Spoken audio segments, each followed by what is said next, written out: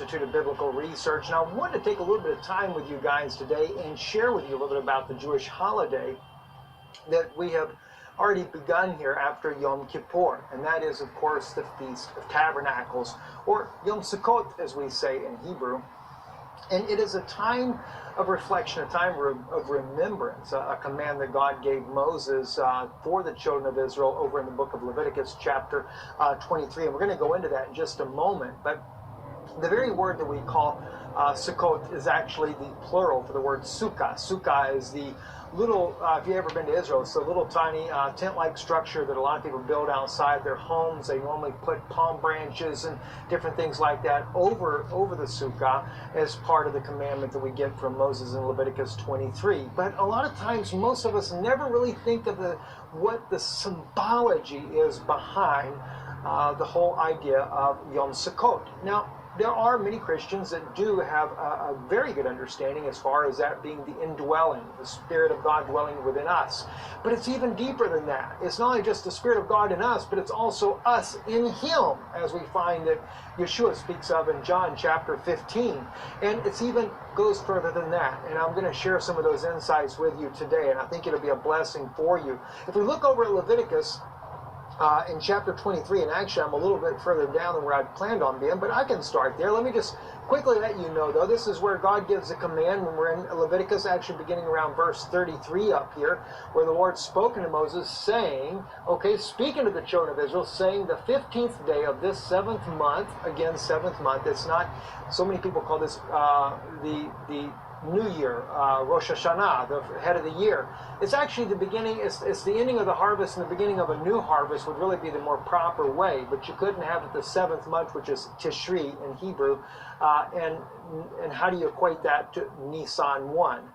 So the true New Year is actually Nisan 1, but it is a new year of a new harvest, a new beginning of harvest, and this is probably one of the reasons why we celebrate this in modern times as the Rosh Hashanah, the head of the year, because it is the beginning of the new harvest season that'll begin.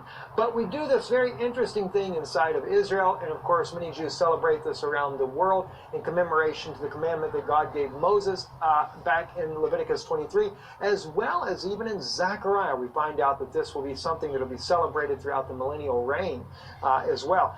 So as we look into this, so God gives a command about this celebration. And on the first day shall be a holy convocation. You shall do no several work therein. In other words, we're not going to work. It is a Sabbath. In fact, it'll be Sabbath. You'll not work during this time at all there. So or the first day is a Sabbath and the last day is a Sabbath. Actually, I apologize.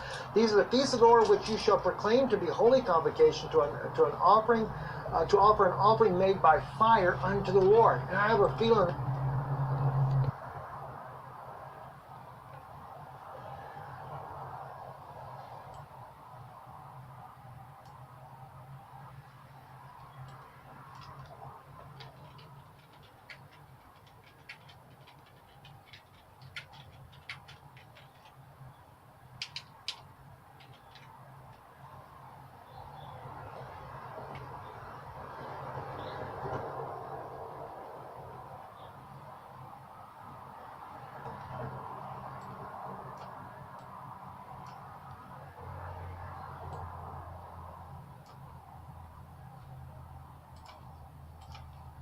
a lot more to do than just offering an animal sacrifice, but the fact that it is the Spirit of God that dwells inside of us, that fire of God, the very thing that He put inside of Adam and Eve when He breathed into their nostrils. And what do we get? We have Ish and Isha.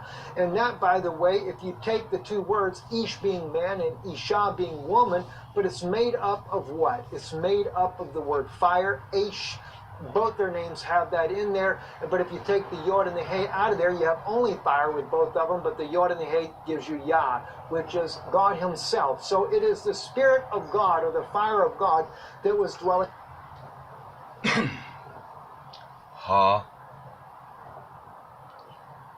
for the breath of life He gives me. Higher, higher, the name of the Creator. Ha, ha, as I expel these two breaths of life which you have given me. Ha, ha, ha, ha, ha. Of Adam and Eve when God first created them in the beginning. And I think this has to do with the offering made by fire. It is something that God is wanting to once again place inside of us. So he says, beside the Sabbaths of the Lord, and beside your gifts, and beside all your vows, beside all your freewill offerings which you give unto the Lord, also in the 15th day of the 7th month, when you shall have gathered in the fruit of the land, you shall keep a feast unto the Lord 7 days. And the first day shall be a Sabbath, and on the 8th day shall be a Sabbath. And you shall take you on the first day of the boughs of goodly trees, branches of palm trees, and the boughs of thick trees, and willows of the brook. And you shall rejoice before the Lord your God 7 days. Now I just love this, because for me, I'm very much into looking into the symbology behind this. And as we all remember, Yeshua says what? He says, I am the vine, you are the branches.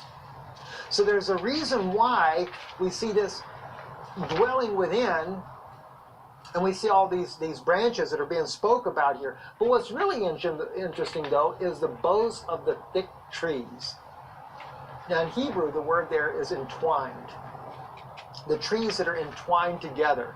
Now, could that be, where you see two trees wrapping around each other? Or is it the fact that they're entwined at the roots? That's a good question. Can't really say I know the answer to that, but it is an entwined tree. And it is something that reminds me of a very image, but... Before we go in any further, I'm in page 219 of the book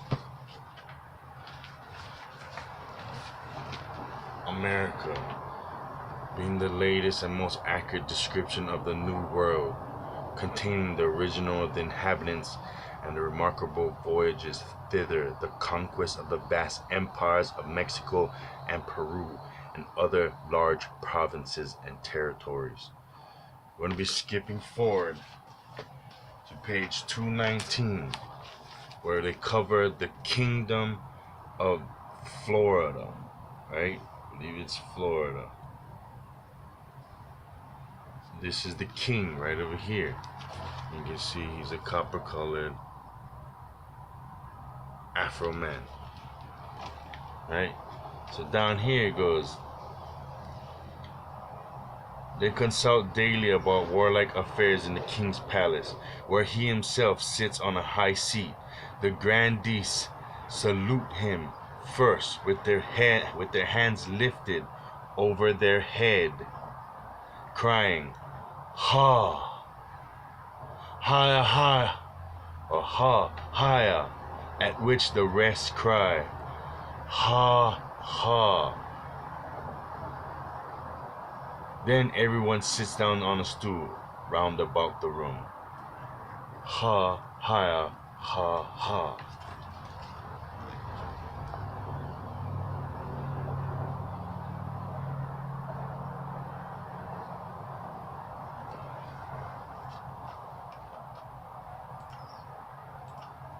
Something has a lot to do with this, reminds me of our DNA itself, something that is entwined within you. And of course the rushes that are also spoken of here is another thing that makes me think of that. When we go back to Leviticus, he says to the branches of the palm trees and the boughs of thick trees. So you're going to take the bow out, but that thick tree or that entwined tree is what that is supposed to come from, and the willows of the brook. Of course, there again, the willows of the brook, all of this keeps making me think about our DNA, and you'll see why in just a moment. And you shall rejoice before the Lord your God 7 days, and you shall keep it a feast unto the Lord 7 days in the year, and it shall be a statute forever in your generations. You shall celebrate in the 7th month.